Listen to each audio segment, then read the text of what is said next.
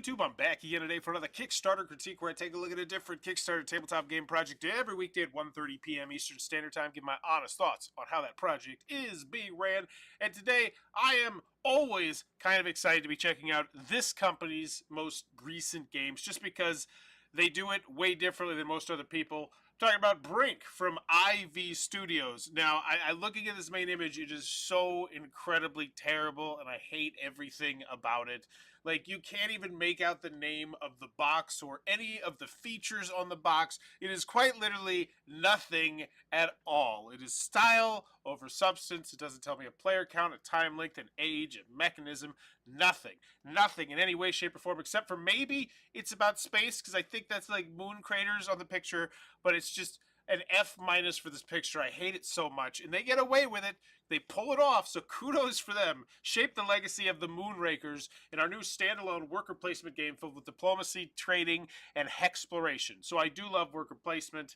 I love trading, diplomacy, exploring hexes. That sounds fun. It's already raised 1,900%. If you are on Facebook, you've probably been bombarded with ads for this, of Catan in space. I have seen that ad at least 30 times. So kudos to them on buying the right ads for the right people. And now I'm here. 3 days left to go. It's already, it's closing up on $1 million. Huge. 7,195 backers. So kudos to them. I'd love to know the player link, the time count, the age. But I will say, I do feel like this is a nice enough explanation here, but still, like, there's so much information you could convey.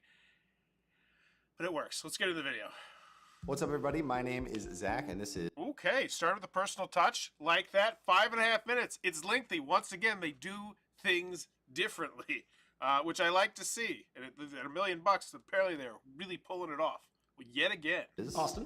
And we are two of the game designers on Brink, which is a 2 to 5 player. Wow, look at that. Look at the plastic. Look at the plastic. It's almost more of a focus on the plastic than on the actual board itself. But that is some dang nice looking plastic.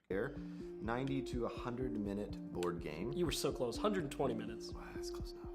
It's a game of worker placement, but it also has exploration, trading, resource management, and hidden voting. And I'm very disappointed that you did not say hexploration, because there are hexes in this game. It's true, and you're exploring them. Hexploration is fun to say. It's true. Okay, so Brink, It is. at its core, it takes something worker placement and kind of puts a spin on it, right? We always like adding a lot of player interaction into our games. I love how worker placement's pretty easy to get up and running, right? You place somebody, you do the actions, you take the resources.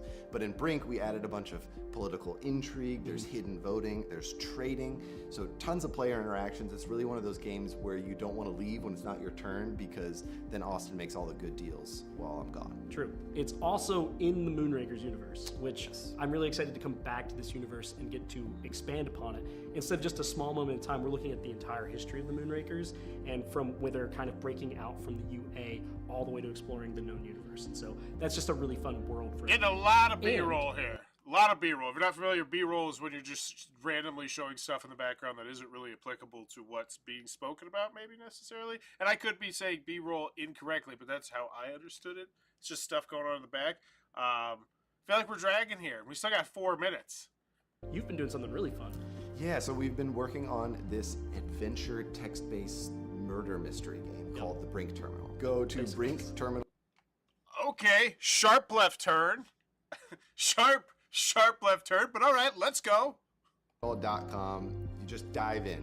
There you'll get to interact with lots of characters from Moonrakers universe and kind of try and solve this murder. But it's also how you unlock stretch goals. Yeah. What the fudge? Oh my gosh. 2/3 of a point grade bump up.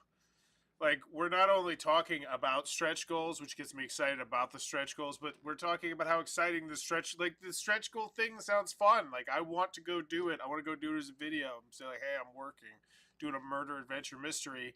That sounds so cool. This is like the next step. Let's see your move, Peter.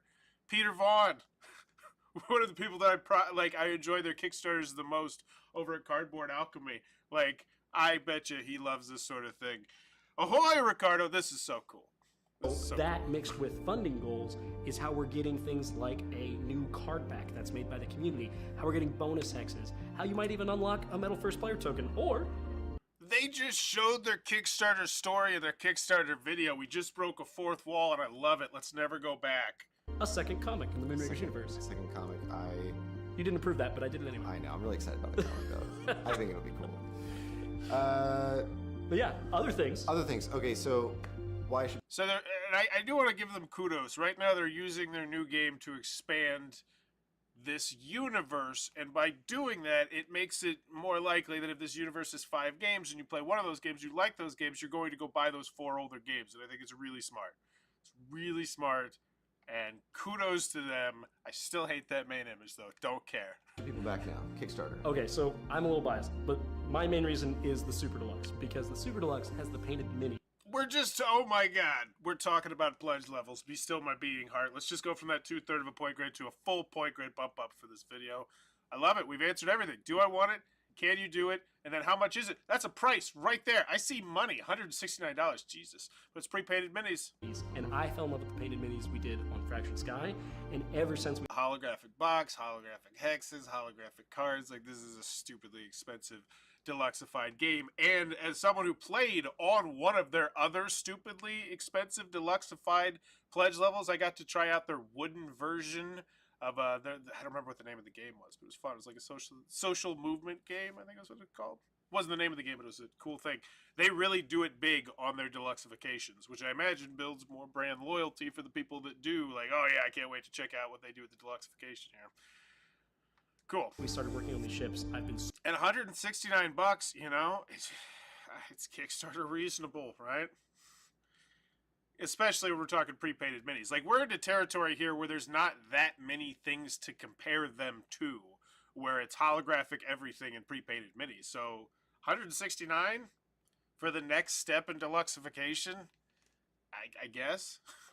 So excited about the idea of a painted ship with a painted gun on top. Oh, and looks it so nice. looks incredible. I'm so excited for it. Beyond that, it also has a bunch of hollow stuff. Yes. I love the little tease right there of the graphic that shows me, you know, which pledge level is which, making it nice and easy shopping experience for me. So kudos on that. Incredible. I'm so excited for it. Beyond that, it also has a bunch of hollow stuff. Yes. We got hollow hexes. We got hollow cards, and a beautiful hollow box.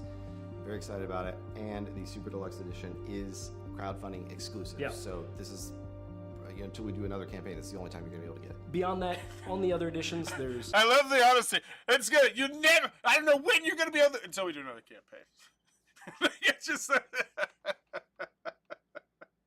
discounts on MSRP. There's the bonuses that are exclusive. We already talked about, like the hexes and the community card pack. Those are only available on crowdfunding as well. We are genuinely so grateful that you are here. Thank you for being here. We love... Dude, we still getting got to make games 2 for minutes you and and with 45 you. seconds. So, yeah, Yeah. thanks for being here. Check out the page, and now enjoy this overview video of Brink. Brink is a worker placement board game. Okay. I don't hate that. Kick me straight to a preview, pretty much.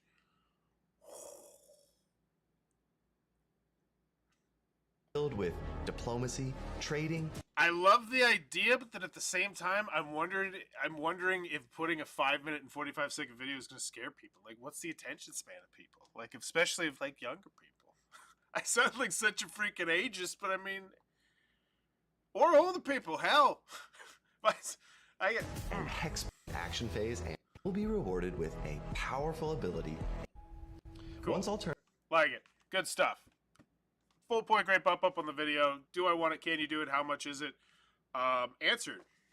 Can you do it? Yeah. This is the second game in the universe, and you know we're just adding more to the universe, and we've already done a comic. You know, like that. It's like, oh, we want to do another comic, not just a comic, but another comic. Like, oh, okay. So really great video. I can see why they got $1 million almost. 6, I think that's 6 or 4 is a collection of creative people, the passion for beautiful things. They work with Amazon, Oracle, Netflix, Nike, Bad Robot, and Cartoon Network. They polish. Only one person here in the collaborators, but I imagine they're still probably going to have good customer service because I imagine there'll be more people in here that are just not collaborators. One link here, make sure it's not a dead link. Yeah, Moonrakers Tiny Editions. I think we had like $1 million or something. Like I think that one might have been like 3 million, something crazy. But let's go check and make sure people got their stuff. That's the most important thing. So we got Fractured Sky Rift. I don't think this one's out. Veiled Fate. That was it. I played Veiled Fate, the super nice deluxified wooden version, and it was just out of this world. So nice. All right. So this is their last project. Did $449,000. Hi, there's still possible. Cancel my order, receive a refund. Does the Super Deluxe Pledge come with hollow objective cards? About a month ago. Yep. So they're doing the good customer service, responding to things. Looks like, except for that guy. A brief June production update. So we got updates in June. So it's not out yet. But they are communicating. It's like twice a month. Cool. This one, is it out? Do people get their stuff? Quick production update and Brink. We're melting this heat wave. You know it's not melting the Wax Deluxe City Center sample this month. So yeah, this one's not out as well. Mystic Mischief expansions. Howdy, Huckleberry. Online beta is open for business. So yeah, it looks like they're doing good customer service. Looks like they do have is packed and ready to sail. That was on June 28th, so this one's going to start shipping soon. So it looks like they got three things. Maybe. Roundabout. Rift is live. The last weekly. Okay, so about 3 things. And once again, I'm not terribly worried about it. I've not heard anything negative, honestly, about their company. Like, as I've done, like, the other Kickstarters and stuff. So, it looks like they do good customer service, but we'll dig some more. Ooh, look at the emojis. I love it. I think it makes them pop so much. I think the difference between having them and not having them, it's just so nice, and it just draws your eyes to it, and then now I'm shopping in a different way. I'm like, oh, stretch goals. Oh, how to play. And now, just seeing that there is stretch goals and how to play, I feel like I'm more like, I want to back this. So we got the gameplay overview, 5 out of 5, so unique, table talk done right. Ooh, that's actually, you know what?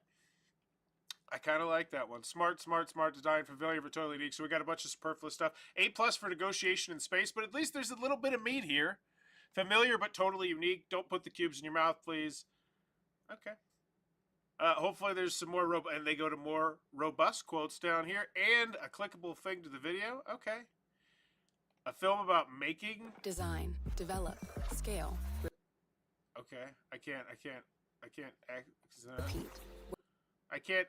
okay. Like, it won't let me access it, like, volume or anything else. I'm done with that video. That's an interesting way to start, though.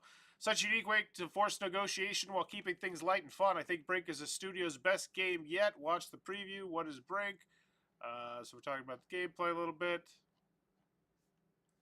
Brink offers a great mix of Euro mechanisms, enjoyable player interactions, and someone that doesn't typically love negotiation and voting. I've managed to create a game they've managed to create a game I really enjoyed. Way to go. I feel like that means a lot.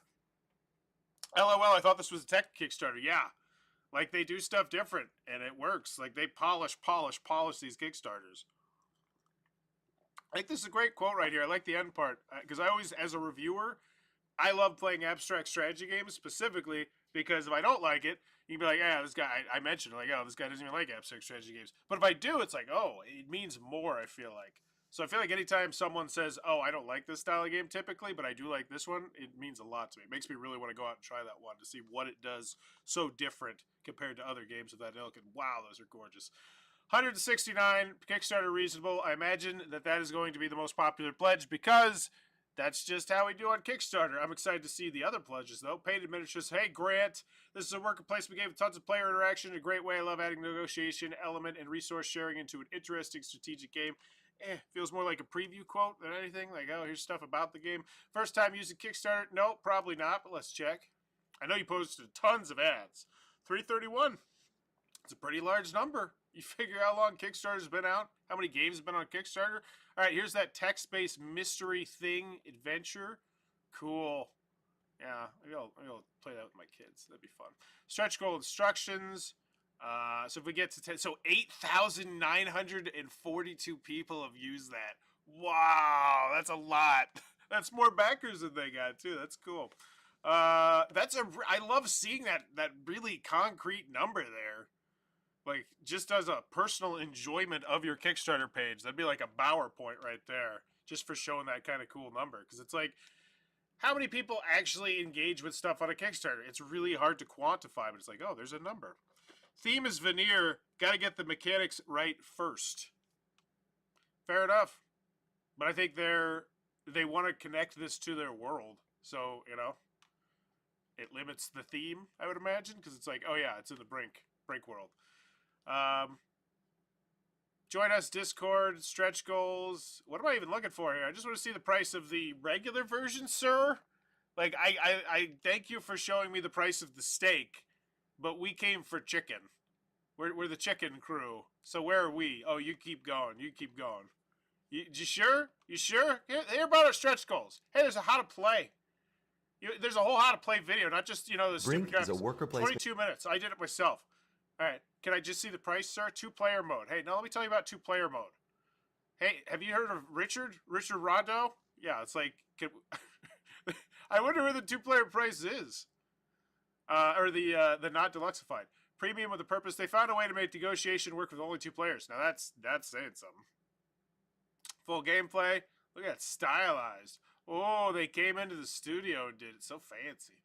I wonder if they did makeup. I want these. So we got Brink Context Deluxe Edition. So this is weird. So once again, I just want to point this out. It's weird what they do. So you'd expect it to be in the same format as the last one, right? Where the price is there. But where was the price? Where the hell's the price? Where did they put it? Why back? How does it feel? I just want the price. Why isn't there like just a price area? So they put this in the... Where is it? Oh my gosh. Now there's too many. In the why back it now section. Okay. So 169 bucks. I don't... I'm kind of annoyed right now with the organization of this. This is weird. Okay, where were we? We were premium with a purpose. We know it's random gameplay. What's in the deluxe box? Okay, so this is just the deluxe box, which is going to be, so there's three, and then we don't even tell you the price here. Because we don't want you to know that price. You know that price, you might buy that price, and we don't want you to buy that price. That price is 120 bucks. 1819 bought it, and yes, still 3,700. Twice as much. Still go for the crazy, nice painted miniatures. Power's Law stands. They said Eurogame, which means they probably understand mechanics. Yeah. I'd agree with that implication. And then the baby version for you losers, the 79 to 203 people. What's wrong with you people? What is wrong with you? People are going to laugh at you in your car. They're going to honk their horn and say, "Ha ha! That guy doesn't have pre-painted minis for Brink," and that's why I'm not backing. So here is the price. So which section is it? Oh, pledge levels. Cool. So $79, $10 community card pack, $10. So cool. Either way, does that feel like a fine price? I don't know. I don't even know. You've shown me so much. You've muddied the waters so much with all the components. Which version is this? This is the that's the deluxe. No, I want the McChicken. The McChicken comes with player shields, cubes. It looks like a regular game. Doesn't look like an $80 game. Each token will use a combination of tokens and plastic ship. Oh, there's still plastic, little tiny plastic minis. Like maybe Twilight Imperium size. Baby version for you losers that refuse to pay for great plastic blob. Wait, pre-painted, still poor, yeah. They look nice. Yeah, I don't know. It's just... I've been in the hobby long enough that I remember when this game would cost $60. And we'd be like, okay, that's fine. And now it's $80. And I'm like, why is it $80? Because of these little guys? It's like, those could be chits. They'd be fine chits. Like, I don't know. It's one of those things about Kickstarter that I just don't like that it's done to the hobby. It makes me think differently about prices, where it's like, yeah, this seems reasonable as an $80 game plus shipping. And it's like, no, it's just a Euro game. It's just a standard Euro game. But you put enough polish on that, and you got yourself $80, and that's just the starting price, my friends. That's not the price. The price is $170, because of course, this is one game. You need pre-painted minis. Brink, it's so weird to me. I can't wait to see what crowdfunding looks like in 5 years. Like, if it just keeps getting more excessive. I remember when a bottle of Coke was 5 cents. Forwards in regards to board game price. I used to be the young buck. I used to be the young pup in the Kickstarter Kickstarter circa in the board game world. Now I'm an old dog. So we got pins and stupid crap that you don't need, sleeves and the pins and the mats and the brand new Moonrakers micro expansion. Oh, that's a big deal. And community cards and all this extra stuff that we can sell at conventions and whatnot, because they do have really impressive convention presences as well. You see them at a convention; they normally do it big. They're a fun booth to see. So price $16. So now I'm looking at that. That's a $95 game. Just at its core, like let's just talk full. Like that's a $95 game, ladies and gentlemen. This Euro game is now a $95 game, and 7,000 plus people have said this is okay, and it's so weird to me, you know. And it's kudos to them. Kudos to them. I felt the same way about Radlands when Radlands came out. It was just like this 2-player card game, and they just deluxeified and they polished so hard, and it worked. Man, I wish Tasty Minstrel Games was around still to see what kind of deluxifications. Like, I kind of love it, honestly. I kind of want to see people keep trying to one-up each other with these deluxifications. If I'm speaking frankly, I love it, but I think it's terrible for the hobby. All right, let's check out the FAQ updates, comments. Give this one a grade. I feel like it's a really solid grade. FAQ sucks, though. 17. Questions number 16. You got to go through 16 other questions. I'd organize it like Reload from Colossal Games. And sometimes people even put emojis in there. That'd be great. Will there be sleeves built? Yeah, it's an add-on. Is there a solo mode? No, not at this time. It's hard to do negotiation solo. Do you ship to... Okay. It's an FAQ. Update. So 47 comments. So what is this? That's just from... Yeah, so no comments at all. Wow. 4 comments, 3 comments, 2 comments. So not particularly engaging updates at all. What's the most engaging one? Especially when you factor in there's 7,000 people here. Ugh. Okay, so this is the dirty pimple here. Apparently the updates are the pimples. Everything else has been polished to snuff, and then updates are just like, oh yeah, we're just going to drop a bunch of emojis and random stuff that are just kind of... Yeah. But yeah, it is really low in engagement. And I wonder if maybe that's potentially why this isn't higher on the popularity charts. Because I think I forgot to mention this, but this one was like 9 or 10. You know, when you got $1 million, 3 days left to go. Let's look at their trend line. I'm curious. So 500,000 the first day. Boom, big jump. But once again, they did tons and tons and tons of marketing and advertising. I saw it so much. Let's check out the comments. Make sure it's not a flaming dumpster file. The deluxe box won't fit on my shelf, so I downgraded to the standard. But I'm wondering what the inserts in for the standard look like. Is there anything you could share right now? Yeah, that's what I was saying. Like that's what I was kind of like when I was like, all right, I want to know what's in the standard version. And it's like, oh, we're gonna zoom pretty far out, and we're not gonna like, I don't know. But obviously, they don't want anybody taking that one. It's just the peasants. The peasants. They want to know what kind of box insert they have. Gregory, go show them the box insert. Those peasants with their small shelves. Is there any chance that other IV Studio games will be available in the Pledge Manager? That'd be hot. Omega clearance code. And then, oh, look at that. They're trying to artificially juice it. Look at this. So the comment section is part of their game, which juices up their comment section so it looks better. Here's a hint. You should do that to your updates, too. Juice those up, because those numbers are low. All right, overall, though, final grade. Do I want it? Yeah, I do. I love the mechanisms. They sound fun to me. The video, while a bit long at different points, felt like it did a pretty good job, especially, like, the first... Like, once we got into here, it was, like, really clean, clear, smooth, and at the end, you could sit there, you could watch, like, a more robust kind of preview. Tons of videos. I do want to look at their track record. I don't feel like they really pointed to their track record much. So I was curious to see what it is. So 879 for Moonrakers. Wow, 1837, 1836, 2099, 2725. That is a hell. Wow. I would spotlight that a little bit more. You know, you're talking about how it's going to be in this universe. Your 4 first games are all in the top 3,000 on Board Game Geek. That's really good.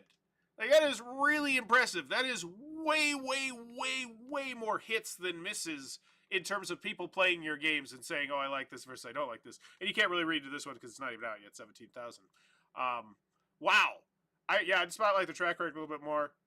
I'd give that about a third of a point grade bump down. I think the only thing, so do I want it? Yes. Can you do it? Yes. I'm not worried about it. Looks like you do good customer service. And then how much is it? It's stupidly expensive for the standard version, I feel like, but then by the time you get to the deluxeified version, I'm like, okay, that's Kickstarter reasonable, which is exactly what they want to do. They don't want me to take the standard version. They want me to take the deluxeified version. And what most companies do is they'll start you off with a great price point on the standard edition, and then it's like, oh, it's only like a $15 price jump to get the deluxeified, and oh, then it's only a $30 price jump to get the next deluxeified, and by then you're like just kind of climbing this, climbing these steps to get to that deluxeified pledge. I feel like that's the industry standard for how most Kickstarters run, whereas with them, they were like, nope, here's the price. It looks gorgeous. It's amazing. It's incredible. It's holofoil. It's got the prepaid minis. It's $169. They showed us that even in the video. They gave us the final price point before even giving us the first and the second price point. It was a really interesting strategy, and I think it worked well. I'm excited to see some other companies do it poorly, though. That's what I'm really excited to see in the future, because I imagine a lot of people are going to copy, or are copying their Kickstarters, because, they 400,000 for the last one, $1 million for this one. I think $3 million for Moonrakers. It's working really well. So final grade, overall very positive. I go with A minus. I'm gonna go with an A-, but man, it's like when someone really, really, really attractive just does something just so blatantly stupid or ugly or dumb. Like, and not just like on the inside, maybe on the inside or the outside, but they know they can get away with it because they're just so beautiful or so talented or something like that. I feel like that's what their main image is. It's just, we are so good at everything else. Our main image is going to suck so hard. Who cares? We're Brink. We're this super unique game, despite the fact there's already 2 other board games on Board Game Geek named Brink, and it's actually a name of a movie as well. It's an incredibly generic name, but whatever. We're the Brink. Do you want to see their box? No. Yeah, okay. Off soapbox, A-. Let me know in the comments below your final grade. Go have a good weekend. Bye-bye.